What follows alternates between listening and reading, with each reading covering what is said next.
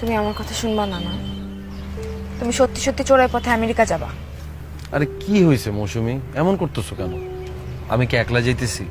কত মানুষ যাইতেছে না এমনি? ওদের কিছু হয়েছে? আমারও কিচ্ছু হবে না। তুমি খামাকা টেনশন করো না তো আমাকে নিয়ে। আর যদি তোমার কিছু হয়?